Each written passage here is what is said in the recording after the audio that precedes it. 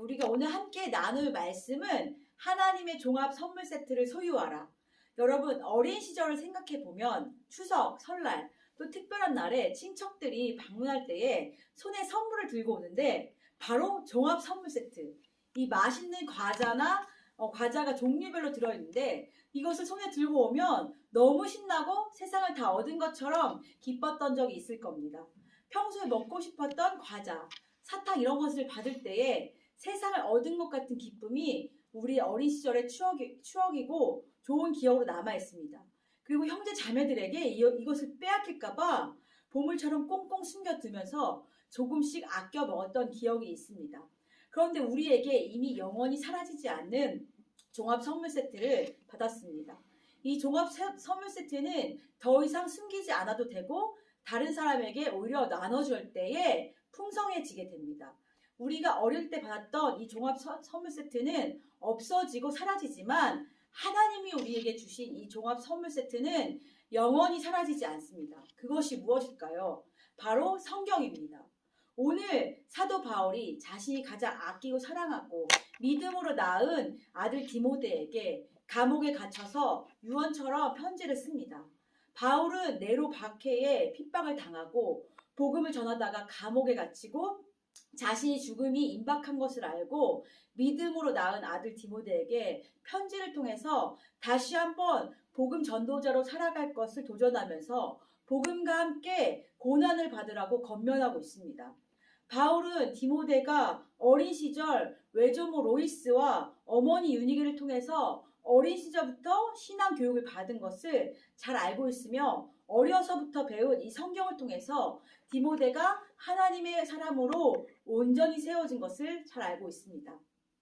그런데 지금 디모데가 처해 있는 상황은 박해로 인한 두려움이 디모데를 사로잡고 있기에 바울은 박해로 인한 두려움이 아니라 디모데가 어려서부터 배웠던 그 성경을 붙들어야 한다라고 말씀하고 있습니다. 성경이야말로 모든 두려움을 파하며 하나님의 사람으로 온전히 설 수 있도록 도와주는 하나님의 종합 선물 세트가 됩니다.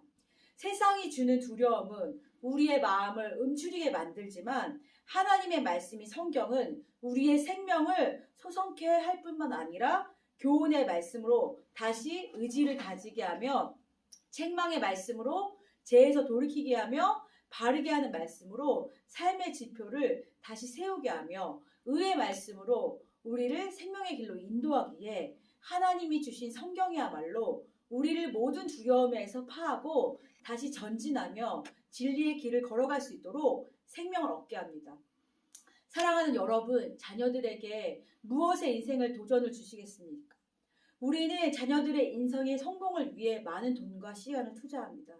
그러나 정작 하나님께서 우리에게 말씀으로 창조하셨다는 사실을 잊어버리고 나의 삶의 성공기, 다른 사람의 성공기, 우리의 자녀들을 양육할 때가 많다는 것입니다.